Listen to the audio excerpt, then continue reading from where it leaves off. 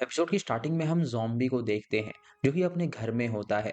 लेकिन तभी उसे किसी की स्मेल आती है और उसे सूंघते हुए वो तुरंत वॉशरूम में पहुंच जाता है। वो देखता है कि वहां पर उसके पड़ोसी डिटेक्टिव्स वोंग और सैम छुपे हुए हैं और वो उनसे पूछता है कि आखिर वो यहाँ पर क्या कर रहे हैं। सैम उससे कहता है कि दरअसल वो उसके लिए खाना लेकर आए थे और जब वो अंदर आए थे तो उन्हें किसी की आने की आवाज आई थी, इसीलिए वो बाथरूम में जाकर छुप गए थे। उन्होंने देखा कि उसे घर में कोई आया था जिसने यहाँ पर तोड़-फोड़ करी और उसके बाद उसके लॉकर से वो कुछ चुरा कर अपने साथ ले गया। ये सुन के ज़ॉम्बी हैरान हो जाता है और उससे पूछता है कि वो उसके बारे में और इन्फॉर्मेशन दे। लेकिन सैम उससे कहता है कि अगर उसके बारे में उसे और जानना है तो उसे उसके ऑफिस के अंदर आना पड़ेगा और पैसे देकर उससे काम करवाना होगा, क्योंकि वो भी डिटेक्टिव्स हैं और वो पैसे पे काम करते हैं।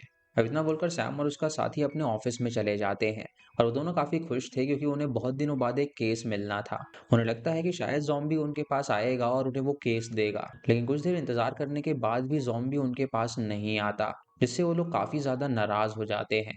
ज़ॉम्बी अपने रूम में होता है जहां पर वो सोच रहा था कि आखिर उसका लाइटर कोई चुरा कर क्यों ले जाएगा। और फिर हमें योंग दिखाया जाता है जिसके पास वो लाइटर था। अगले दिन हमें सियोंग का घर दिखाया जाता है जहां पर उस छोटे बच्चे जॉन का बर्थडे था और सियोंग के भाई बहन उसे विश करते हैं। सियोंग तैयार हो जाती है और वो ज़ॉम्बी के घर जाने लगती है। अब उसके जाने के बाद योंग ताई से बोलती है कि तुम जॉन के साथ जाकर चाडू को बुला कर ले आना, ताकि वो बर्थडे पार्टी में सियोंग के साथ वक्त बिता सके और उन दोनों के बीच नजदीकियां बढ़ सके और उनकी शादी जल्दी हो सके। इधर सियोंग जब ज़ॉम्बी के घर में पहुंचती है तो वो उसकी हालत देखकर हैरान हो जाती है, क्योंकि उसके रूम की हालत चोर ने बहुत ही बुरी कर दी थी। जब सियोंग उससे पूछती है कि आखिर ये सब क्या हुआ, तो ज़ॉम्बी उसे बताता है कि कल रात चोर आया था जो कि उसका लाइटर चुरा कर ले गया। इधर हम सैम और उसके साथी को देखते हैं जो कि उन दोनों की बातों को सुन रहे थे, क्योंकि कल रात उन्होंने निकलने से पहले उसके घर में ट्रांसमीटर फिट कर दिया था, जिसकी मदद से वो वहां पर हो रही सारी बातें सुन पा रहे थे। अब थोड़ी देर बातें करने के बाद ज़ॉम्बी और सियोंग फिर से सू के घर जाते हैं और बताती है कि सू के डैड बहुत जल्दी वापस आ जाएंगे। तभी ज़ॉम्बी को सुगंध आती है और वो समझ जाता है कि कोई उन्हें देख रहा है, लेकिन वो इस चीज को इग्नोर कर देता है और सियोंग के साथ पार्क में जाकर बैठ जाता है। तभी उसके पीछे से कोई आता है और ज़ॉम्बी को टच करने की कोशिश करता है, लेकिन तभी ज़ॉम्बी उसका हाथ पकड़ के मोड़ देता है। लेकिन जब वो उसका चेहरा देखते हैं तो उन्हें पता चलता है कि वो ताए है, जिसके साथ जॉन भी था और वो पार्क में यहाँ पर खेलने के लिए आए थे। जॉन जब ज़ॉम्बी को वहां पर देखता है तो वो उसे भी पार्टी में आने के लिए इनवाइट करता है, लेकिन ज़ॉम्बी ये सुन के कहता है कि वो उसकी पार्टी में नहीं आ पाएगा। पर जब जॉन उससे बहुत ज्यादा रिक्वेस्ट करता है तो वो उसकी बात मान जाता है। उसके बाद हमें पार्टी का सीन दिखाया जाता है जहाँ पर सब लोग छत पर होते हैं और वो बर्थडे सेलिब्रेट कर रहे थे। जब जॉन केक काटता है तो सभी लोग उसे गिफ्ट्स देते हैं और उसके बाद वो सभी खाना खाने लगते हैं। जॉमी जब ताई की तरफ देखता है तो वो काफी ज्यादा अजीब तरीके से खाना खा रहा था, जिसको देखने के बाद वो अजीब हरकतें करने लगता है। ताई के मुंह पे खाना लगा हुआ था तो वो उसे निकाल कर खाने वाला था, लेकिन तभी सियोंग उसे रोक देती है और उससे कहती है कि वो ऐसी हरकत ना करे। उसके बाद वो सबसे कहती है कि आज का खाना किम बनाएगा, क्योंकि किम ने उसे बताया था कि पहले वो एक शेफ हुआ करता था। अब ये सुन के ज़ॉम्बी सियोंग की हाँ में हाँ मिलाता है और उसके बाद वो मीट को पकाने लगता है। जब सभी लोग बातें कर रहे होते हैं तो जॉन की नज़र उसकी शर्ट पर पड़ती है, जहाँ वो देखता है कि ज़ॉम्बी की शर्ट जलने लगी है। ये देखकर वो उसे आगाह करता है और ज़ॉम्बी अपने शर्ट की आग को बुझाने लगता है। उसके बाद वो सभी मिलकर उसकी आग को बुझाते हैं और उसके बाद सियोंग उसके हाथ पर पट्टी बांधती है और उसे कहती है कि वो हाथ में दर्द होने का नाटक करे, ताकि किसी को ये ना लगे कि उसे दर्द नहीं हो रहा है। ज़ॉम्बी उससे कहता है कि आज जब सभी लोग उसके लिए आग बुझा रहे थे तो उसे पहली बार इंसान होने की फीलिंग आई और उसे लगा कि वो भी इंसानों की तरह ही है। उसे ये भी कहता है कि वो अपने परिवार का पता लगाना चाहता है, क्योंकि वो जानता है कि उसका परिवार भी अच्छा ही होगा। सियोंग ये सुनकर काफी खुश हो जाती है और तभी वहां पर सारे बच्चे आते हैं जो कि उससे बातें करने लगते हैं। जब चारू सियोंग को ज़ॉम्बी के साथ देखता है तो उसके पास सियोंग की बहन आती है जो कि उससे कहती है कि सियोंग को पाने के लिए उसे मेहनत करनी पड़ेगी। उसके बाद ताए ज़ॉम्बी के पास जाता है और उससे बातें करने लगता है और उसे कहता है कि उसने जो खाना बनाया था वो बहुत ही स्वादिष्ट था। इधर हम योंग को देखते हैं जो कि एक जंगल में होता है और वहां पर वो खुदाई करने लगता है मानो कि वो किसी की लाश को ढूंढ रहा हो, लेकिन उसे उस गड्ढे में वो चीज नहीं मिलती जिसे वो ढूंढ रहा था, इसीलिए वो काफी ज्यादा परेशान हो जाता है। कुछ देर बाद जॉम्बी जब अपने ऑफिस में पहुंचता है तो उसे वहां पर ह्योंग मिलता है। वो उससे कहता है कि आखिर वो ऐसा क्यों प्रिटेंड कर रहा है कि वो उसे नहीं जानता और वो उस लड़की के साथ किडनैपिंग वाले केस पे काम क्यों कर रहा है। अगर वो इस केस पर काम करता रहा तो वो दोनों बहुत बड़ी मुसीबत में फंस सकते हैं। ये सुन के ज़ॉम्बी हैरान हो जाता है और सोचने लगता है कि आखिर ये सब बातें वो क्यों कर रहा है। तभी ह्योंग हंसने लगता है और उससे कहता है कि ये बस एक मजाक था और वो अपने एक दोस्त को डराने की प्रैक्टिस कर रहा था, तो वो उसकी बातों को बिल्कुल भी सीरियसली ना ले। अब ये कहकर ह्योंग तुरंत वहां से चला जाता है। और ज़ॉम्बी को लगने लगता है कि शायद वो नाटक कर रहा है। इधर हम सैम और उसके साथी को देखते हैं जो कि ज़ॉम्बी की सारी बातों को सुन रहे थे। तभी ज़ॉम्बी कहता है कि वो खिड़की के बाहर देखें और जब वो खिड़की खोलते हैं तो उन्हें ज़ॉम्बी खड़ा हुआ नजर आता है जिसे उनका ट्रांसमीटर मिल गया था और वो उन्हें इशारे से अपने घर में बुलाता है। अभी देखकर सैम और वोंग डर जाते हैं लेकिन फिर भी वो उसके घर में जाते हैं और वहां पे ज़ॉम्बी उन्हें कुछ पैसे देता है और उनसे कहता है कि वो उसके लिए ह्योंग पर नजर रखें। अब ये केस पाकर वो दोनों काफी ज्यादा खुश हो जाते हैं और अगले दिन वो आइसक्रीम मैन बनकर ह्योंग पर नजर रखने लगते हैं। इधर हम ह्योंग और ज़ॉम्बी को देखते हैं जो कि पुलिस स्टेशन पहुंच गए थे और वहां पर पहुंचने के बाद वो चाडू से मदद मांगते हैं और उसे कहते हैं कि वो सू का सारा सामान देखना चाहते हैं। और चाडू ये सुन के सू की फाइल और उसके सारे सामान को लेकर आता है तो सियोंग तुरंत बहाने बनाती है और चाडू को बाहर ले जाती है ताकि ज़ॉम्बी अकेले में उस सामान का निरीक्षण कर सके। ज़ॉम्बी सू का सामान निकालता है और उसे स्मेल करने लगता है जिसके अंदर से उसे ब्लीच की सुगंध आ रही थी। उसके बाद वो उसे रख देता है और बाहर आकर सियोंग को अपने साथ ले जाता है। रात को हम सैम और वोंग को देखते हैं जो कि अब भी योंग पर नजर बनाए हुए थे और उन्होंने उसके घर का पता भी लगा लिया था जिसके बाहर ही छुप कर वो उस पर नजर रख रहे थे। सैम चुपके से उसकी फोटोज भी निकालता है और उन फोटोज को ले जाकर वो ज़ॉम्बी को दे देता है। जब ज़ॉम्बी उन फोटोज को देखता है तो उसमें से एक फोटो ऐसी होती है जिसके अंदर हियोंग ज़ॉम्बी का लाइटर यूज करते हुए नजर आ रहा था और ये देखकर ज़ॉम्बी हैरान हो जाता है और समझ जाता है कि जरूर उसने ही उसका लाइटर चुराया है। इधर सियोंग जब रास्ते में कहीं जा रही होती है तो अचानक से उसे सू के डैड नजर आते हैं जो कि अपनी गाड़ी में जा रहे थे। वो तुरंत उनकी गाड़ी को रुकवाती है और उनके साथ सू के बारे में बातें करने लगती है। इधर ज़ॉम्बी वो फोटोज देखकर हियोंग के घर के बाहर पहुंच गया था और वहां पे जब वो सामान देखता है तो अचानक से उसके सर में दर्द होने लगता है। तभी उसे वहां पर ब्लीच का पैकेट नजर आता है और उसके अंदर वैसी ही स्मेल आ रही थी जैसे सू के सामान में आ रही थी। तभी वहां पर ह्योंग आ जाता है जिसे देखकर ज़ॉम्बी गुस्से से उसका कॉलर पकड़ लेता है और उसे पूछता है कि आखिर उसने सू को क्यों मारा था। ये सुन के ह्योंग ज़ॉम्बी को जंगल की ओर ले जाता है उसे सच्चाई बताने के लिए। इधर स्योंग जब सू के घर में होती है तो वो उसके कमरे में जाती है जहां पर वो उसकी फोटोज को देखने लगती है और एक फोटो के अंदर उसे एक आदमी का हाथ नजर आता है जिसमें एक घड़ी थी और वो घड़ी किसी और की नहीं बल्कि वो ज़ॉम्बी की घड़ी थी जिसे देखकर वो हैरान हो जाती है। वो सू के पिता से पूछती है कि आखिर ये आदमी कौन था जिसके पास ये घड़ी है तो उसका पिता उसे बताता है कि दरअसल ये उनका पर्सनल बॉडीगार्ड था जो हमेशा सू के प्रोटेक्शन के लिए उसके साथ रहता था और सू भी उसे बहुत ज्यादा पसंद करती थी और उसके साथ रहना पसंद करती थी। लेकिन एक साल से ज्यादा हो गया है वो भी गायब है और वो आज तक उसे कहीं पर नहीं दिखा। अभी खबर पाकर सियोंग बहुत ज्यादा खुश हो जाती है क्योंकि उसे पता लग गया था कि आखिर ज़ॉम्बी कौन है। वो ज़ॉम्बी को तुरंत कॉल करने लगती है इस बारे में बताने के लिए लेकिन ज़ॉम्बी अपना फोन घर में ही भूल गया था जिसकी वजह से वो उसका कॉल नहीं उठा पाता। इधर योंग जब ज़ॉम्बी के साथ होता है तो वो उससे कहता है कि वो बिल्कुल भी नाटक करने की कोशिश ना करे क्योंकि ये सब उसी का प्लान था और उसने ही इस प्लान को बनाया था और वो खुद सैंटा बनकर उस बच्चे को किडनैप करके ले आया था ताकि तुम उसके डैड से पैसे ले सको और अमीर बन सको। पर तुमने धोखे से उस लड़की को जान से मार डाला जिसकी वजह से हमारा प्लान फेल हो गया था। ये बात सुनकर ज़ॉम्बी को कुछ विजन्स आते हैं जहाँ पर वो देखता है कि वो सैंटा के कपड़े पहना हुआ है और उसको को भी देखता है जो कि उसकी मदद मांग रही थी। अभी देखकर ज़ॉम्बी हैरान हो जाता है और उसे लगने लगता है कि शायद उसकी बातें सच हैं, इसीलिए वो जोर से चिल्लाता है और योंग उसके पास आके उससे कहता है कि वो पुलिस को इस बारे में कुछ भी ना बताए क्योंकि अगर वो पुलिस को इस बारे में बताएगा तो वो दोनों ही फंस सकते हैं। ज़ॉम्बी को बहुत ही गिल्ट फील होता है और वो वहां से जाने लगता है और रोड पे सभी लोग उसे देखकर हैरान हो जाते हैं क्योंकि उसके चेहरे पे क्रीम नहीं थी और वो ज़ॉम्बी लग रहा था। इधर सियोंग जब ज़ॉम्बी को कॉल करने की कोशिश करती है तो वो कॉल नहीं उठा रहा था, इसीलिए वो उसके घर में ही चली जाती है और उसका इंतजार करने लगती है। लेकिन बहुत इंतजार करने के बाद भी ज़ॉम्बी वहां पर नहीं आता। तभी उसके घर के नीचे चाडू आ जाता है जिसे देखकर वो खुश हो जाती है और चाडू उसे गाड़ी में बैठाता है और उसे घर छोड़ने के लिए ले जाता है। वहीं एक खंबे के पीछे ज़ॉम्बी भी खड़ा होता है जो कि ये सारी चीजें देख रहा था लेकिन उसे कहीं ना कहीं ये लग रहा था कि वो एक अच्छा इंसान था और ऐसा काम वो नहीं कर सकता। उसके बाद वो एक ड्रिल मशीन लेता है और उससे अपने ब्रेन को खत्म करने की कोशिश करता है लेकिन इससे पहले वो उसके दिमाग के पास पहुंचती वो ड्रिल मशीन ही बंद हो जाती है। तभी वो देखता है कि उस ड्रिलर की वायर कटी हुई है और जब वो उसके वायर को पकड़ता है तो उसे शॉक लग जाता है और वो नीचे गिर जाता है। अगली सुबह होते ही सियोंग खुशी में ज़ॉम्बी के घर आती है लेकिन इस बार भी उसे ज़ॉम्बी घर में नहीं मिलता।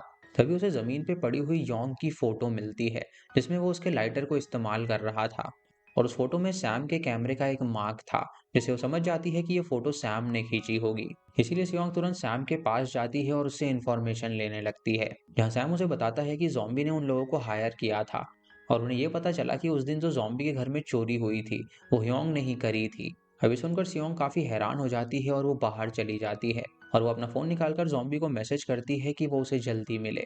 इधर ज़ॉम्बी बाहर होता है और वो अपने मरने की तैयारी कर रहा था, क्योंकि उसका मानना था कि उसका मरना ज़रूरी है अगर उसने उस बच्ची को मारा है तो। जब वो वहाँ जाने की कोशिश करता है तो ताय वहाँ पर आकर उसे रोक लेता है और वो उसे पहचान नहीं पाता, तो वो उससे कहता है कि दरअसल अंदर एक ज़ॉम्बी है, क्योंकि उसने उस बोर की बॉडी को एग्ज़ामिन किया था और उसके ऊपर दाँतों के निशान थे, जिससे ये कन्फर्म हो गया कि उसे किसी ज़ॉम्बी ने ही मारा है। ज़ॉम्बी ने अपने चेहरे पर क्रीम नहीं लगा रखी थी, इसीलिए वो उसे अपना चेहरा दिखा देता है और उसे कहता है कि उसने जानबूझकर ज़ॉम्बी का गेटअप किया है, ताकि लोगों के साथ वो यहाँ पर प्रैंक कर सके। उसके बाद वो साइड में जाता है और सियोंग का मैसेज चेक करता है, जहाँ पे उसने उससे मिलने के लिए कहा था। तभी उसे साइड वाली बेंच पे एक औरत नजर आती है, जो कि जब उठ के जा रही होती है तो उसके बैग से क्रीम गिर जाती है और वो उस क्रीम को उठाकर लगा लेता है ताकि उसका चेहरा देखकर कोई डरे ना। इधर हम सियोंग को देखते हैं, जो कि ह्योंग के घर आ गई थी और वो मिन से ह्योंग के बारे में पूछती है, लेकिन इससे पहले वो उसे कुछ बताती ह्योंग वहां पर आ जाता है और उसे देखकर वो उसे घर के अंदर बुला लेता है। सियोंग उससे पहले तो नॉर्मल बातें करती है और उसके बाद वो उससे पूछती है कि आखिर वो सूखे केस के बारे में उससे क्या छुपा रहा है, क्योंकि उसने उसकी मेडिकल रिपोर्ट चेक करवाई है और उसमें उसे पता चला है कि उसका हाथ फ्रैक्चर नहीं हुआ था, बल्कि उसके हाथ पे किसी ने स्टैब किया था। अब ये सुन के ह्योंग समझ जाता है कि वो यहाँ पर इन्वेस्टिगेशन करने आई है, इसीलिए वो अपने पीछे पड़े हैमर को उठाने लगता है ताकि वो उसे मार सके। लेकिन तभी सियोंग उसकी हरकत मिरर में देख लेती है, इसीलिए वो गर्म चाय उसके मुंह पर फेंक देती है और उसके बाद अपने आप को एक रूम में लॉक कर लेती है और वो देखती है कि उस रूम में ह्योंग की माँ और मी है। वो मी से कहती है कि वो तुरंत पुलिस को कॉल करे, क्योंकि ह्योंग पागल हो गया है। लेकिन मी ऐसा नहीं करती और वो एक लकड़ी उसके सर पे मारती है, जिससे वो बेहोश हो जाती है। अब सियोंग की जब आंखें खुलती हैं तो वो अपने आप को बंधा हुआ पाती है और ह्योंग उसके सामने बैठा हुआ था। वो उसे कहता है कि उस दिन जो उसने उसे कहानी सुनाई थी वो झूठी थी। दरअसल उस दिन जब वो उस लेक के पास था तो उसे मी मिली थी और उसे पहली नजर में देखते ही उसको उससे प्यार हो गया था। इसीलिए वो उसे अपने घर ले आया और उन दोनों ने शादी कर ली। और उस दिन इंटरव्यू के बाद उसने मी से ही अपने हाथ पर स्टैब करवाया था, ताकि वो उसे एक और झूठी कहानी सुना सके। उसे ये भी बताता है कि दरअसल सू को भी उन दोनों ने ही मिल के मारा है। इधर हम ज़ॉम्बी को देखते हैं, जो कि ह्योंग के घर की तरफ भाग रहा था। उसके बाद हमें सियोंग दिखाई जाती है, जो कि बेहोश पड़ी हुई थी और ह्योंग और उसके फैमिली मेंबर्स खाना खा रहे थे। तभी ह्योंग की जो माँ होती है वो अपने हाथ से क्रैब खाने लगती है, लेकिन मी उसे तुरंत रोकती है और उससे वो क्रैब छीनने लगती है और उसे कहती है कि वो चॉपस्टिक का इस्तेमाल करे खाना खाने के लिए। अब इसी छीना झपटी में क्रैब का जो हाथ होता है वो सियोंग के पास जा गिरता है और मौका देखकर सियोंग उसको अपने पास रख लेती है। उसके बाद ह्योंग मी से कहता है कि उसे बाहर जाना पड़ेगा, लेकिन जब वो वापस आए तो उसे सियोंग मरी हुई मिलनी चाहिए, क्योंकि वो उनके लिए खतरा साबित हो सकती है। अब मी खाना खाने के बाद तुरंत नाइफ लेकर आती है, जहाँ पर वो सियोंग की तरफ बढ़ने लगती है उसे जान से मारने के लिए। जैसे ही वो उस पे हमला करने वाली होती है, वैसे ही क्रैब के हाथ की मदद से वो अपने हाथों को फ्री कर लेती है और लकड़ी उठाकर मी के सर पे मारती है, जिससे कि वो नीचे गिर जाती है। और उसके बाद मी जब उस पे अटैक करने के लिए आती है तो वो उसकी आंखों में स्प्रे मार देती है और मौका पाकर वो अपना बैग और फोन उठाती है और वहां से भाग निकलती है। तभी मी उसका पीछा करती है उसे मारने के लिए, लेकिन तभी ज़ॉम्बी वहां पर आ जाता है, जो कि सियोंग को खींच लेता है और उसका मुंह बंद करके वो उसे चुप रहने के लिए कहता है। सियोंग ज़ॉम्बी से कहती है कि दरअसल वो एक बॉडीगार्ड था और वो उसे मी और ह्योंग के बारे में भी सच्चाई बता देती है, जिसे सुनकर ज़ॉम्बी हैरान हो जाता है। तभी सियोंग के सर से खून निकलने लगता है और वो अचानक बेहोश हो जाती है। जब योंग वापस आता है तो उसे पता चलता है कि सियोंग भाग गई है, इसीलिए वो उस शहर को छोड़ने का प्लान करता है। वो अपनी माँ को गाड़ी में बैठाता है और मी का इंतजार करने लगता है, लेकिन तभी उनके घर में पुलिस आ जाती है, जो कि मी को गिरफ्तार करके अपने साथ ले जाती है। और अगर योंग बाहर जाता तो वो भी पकड़ा जा सकता था, इसीलिए वो अपनी माँ को लेकर तुरंत वहां से निकल जाता है। इधर हम सियोंग को देखते हैं, जिसकी आंखें अब खुल गई थी और वो देखती है कि वो अपने घर में मौजूद है और उसके सामने चाडू बैठा हुआ था। चाडू उससे कहता है कि वो जख्मी है तो वो अभी आराम करे और चिंता ना करे, वो ह्योंग को भी गिरफ्तार कर लेंगे। उसके बाद चाडू बाहर जाता है और ज़ॉम्बी को देखकर वो उस पर गुस्सा करने लगता है। वो उसे कॉलर पकड़ के उससे कहता है कि वो सियोंग से दूर रहे, वरना उसके लिए अच्छा नहीं होगा। उसके बाद चाडू अपने ऑफिस में जाता है, जहां पर वो मी से पूछताछ कर रहा था, लेकिन मी उसे कोई भी बात बताने के लिए तैयार नहीं थी।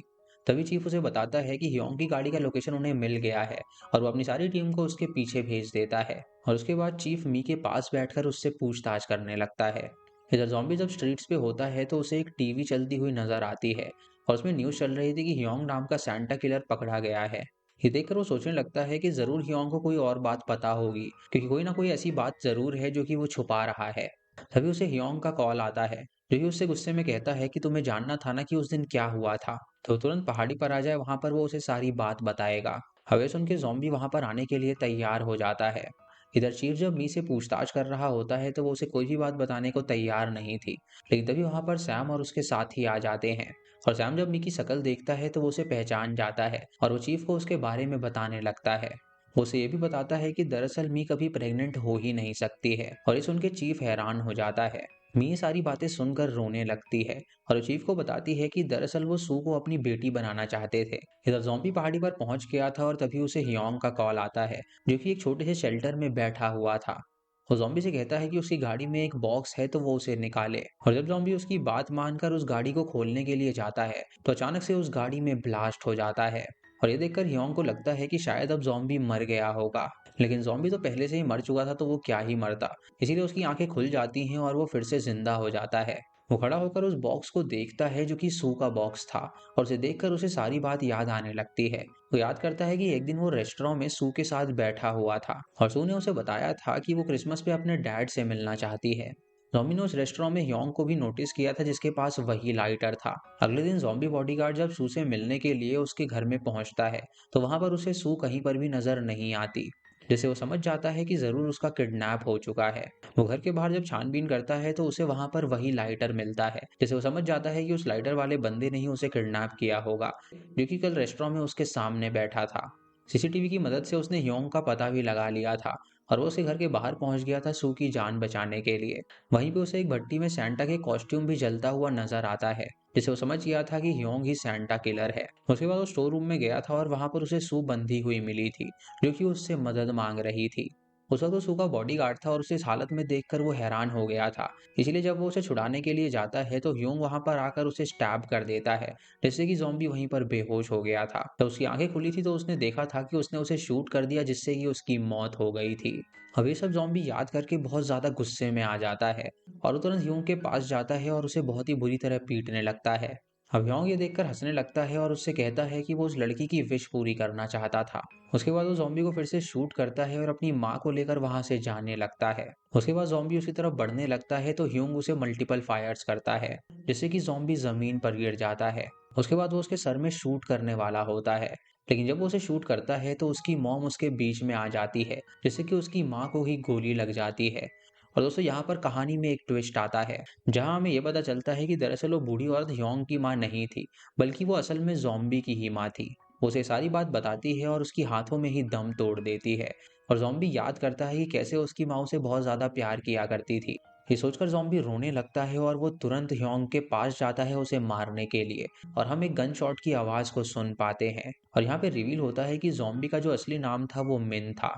उसके बाद हमें मिन की मॉम का फ्यूनरल दिखाया जाता है, जहाँ पर मिन नीचे बैठा हुआ था और वो अपनी माँ को याद कर रहा था। कुछ देर बाद सियोंग अपनी परिवार के साथ वहां पर आती है और उसकी मॉम के लिए प्रे करती है। और उसके बाद जब सभी खाना खाने लगते हैं तो सियोंग मिन के पास आती है और उसे बताती है कि दरअसल तुम हर साल सू के लिए सैंटा बना करते थे, पर उस दिन उसकी मॉम की कुछ ज्यादा ही तबीयत खराब हो गई थी, जिसकी वजह से वो सू से मिलने के लिए नहीं गया था और वो अपनी माँ का देखभाल कर रहा था।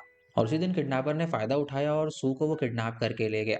मिनी सुन के हैरान हो जाता है लेकिन वो एक भी शब्द नहीं बोलता। उसके बाद सियोंग ताई के पास जाती है और ड्रिंक करने लगती है। तभी वो न्यूज में सुनते हैं कि ह्यूंग, जिसको वो लोग सैंटा समझते थे, उसकी लाश एक पहाड़ पे मिली है और उसे बहुत ही बेरहमी से एक जानवर ने काट के खाया है। ये सुन के सियोंग समझ जाती है कि ये जरूर ज़ॉम्बी का ही काम होगा और वो मिन के पास जाकर उसे घूरने लगती है। उसके बाद हमें पास्ट का सीन दिखाया जाता है, जहाँ पे ह्योंग की लाश पड़ी थी और उसके पास में मिन खड़ा था और उसके मुंह पर ढेर सारा खून लगा हुआ था। और इसी के साथ ये एपिसोड यहीं पर खत्म हो जाता है।